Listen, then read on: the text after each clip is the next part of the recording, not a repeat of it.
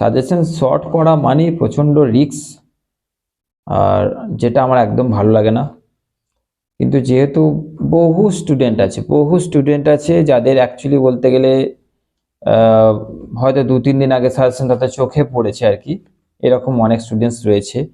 তো বিশেষ করে তাদের জন্য শর্ট করছি যাদের ধরো কালকে পরীক্ষা, হ্যাঁ, আর কিছুই সেরকম হচ্ছে না, তালগোল পাকিয়ে যাচ্ছে।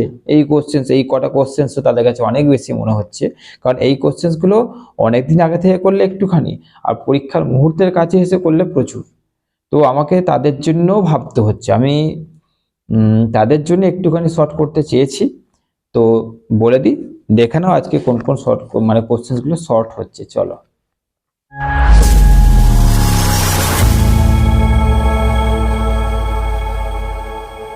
যে কোশ্চেন্সগুলো তোমাদের শর্ট করছি সেইগুলো একদম শর্টকাটে বলছি, বেশি কথা বাড়াবো না, ঠিক আছে? কারণ দুটো কারণ, এক হচ্ছে আমি মানে কি বলবো, মাধ্যমিক, উচ্চ মাধ্যমিক, তারপরে সামনে 3rd সেমিস্টার, তারপর তোমাদের পরীক্ষা, কারণ আমার যেহেতু একার মাথায় এত দায়িত্ব রয়েছে, তাই আমি একটু ক্লান্তই বলতে পারো তোমরা। তো ওই জন্য আমি বেশি কথা বাড়াচ্ছি না। আর দেখো, আমি যতটা পারছি তোমাদের জন্য করছি, চেষ্টা করছি, হাঁপিয়ে উঠছি এইটুকু বলবো, হাঁপিয়ে উঠছি, কিন্তু মানে করতে আমি যখন দায়িত্ব নিচ্ছি তোমাদের তো আমি করবই। তো দেখো, যে কোশ্চেন্সগুলো আজকে তোমাদের কমাচ্ছি সেগুলো হচ্ছে প্রশ্নমান 10 থেকে। আগে তোমাদের বলি, প্রশ্নমান 10 থেকে দেখো আমি 1, 2, 3, 4 যে কোশ্চেন্স দিয়েছিলাম, 4টে কোশ্চেন্স, সেই 4টে কোশ্চেন্স ছাড়া যে এক্সট্রা কোশ্চেন্সগুলো দিয়েছিলাম, সেই এক্সট্রা কোশ্চেন্সগুলো তোমাদের বাদ দাও। এক্সট্রা কোশ্চেন্সগুলো বাদ দাও। 10 নম্বরে যে আমি 4টে কোশ্চেন্স দিয়েছিলাম, সেই 4টে কোশ্চেন্সের মধ্যে প্রথম কোশ্চেন্স করতে হচ্ছে ম্যানুয়াল ব্যবস্থা, তোমাদের অবশ্যই করতে হচ্ছে। ইংল্যান্ডের শিল্প, কৃষি আর রেনেসাঁর বিজ্ঞান বিপ্লব। তো এখানে বিজ্ঞান বিপ্লব আর শিল্প বিপ্লব এই দুটো তোমাদের কিন্তু একটু ইম্পর্টেন্ট আছে। শিল্প বিপ্লব আর বিজ্ঞান বিপ্লবটা ইম্পর্টেন্ট আছে। আর 4 নম্বর ছিল সাহিত্যের ওপর আর পঞ্চদশ ষোড়শ শতাব্দীতে রেনেসাঁর প্রভাব। এই কোশ্চেন্সটা কিন্তু মোস্ট ইম্পর্টেন্ট। তাহলে তোমাদের এক্সট্রাগুলো করতে হচ্ছে না, আর তোমাদের ইউরোপে কৃষি বিপ্লবটা অতটা করার দরকার নেই। এই কোশ্চেন্সগুলো যেগুলো ছিল 10 নম্বরে তেমনি, বেশি কিছু নেই, আর কি কমাবো। এরপরে তোমাদের যে 5এরগুলো দিয়েছিলাম, 5এরগুলো দেখো, এক্সট্রা কোশ্চেন্সগুলো যেগুলো বাদ দিলাম সেগুলো কিন্তু দেখো বাদ দিচ্ছি কাদের জন্য আমি কিন্তু বলে দিয়েছি। ওকে, কাদের জন্য বাদ দিচ্ছি আমি বলে দিয়েছি।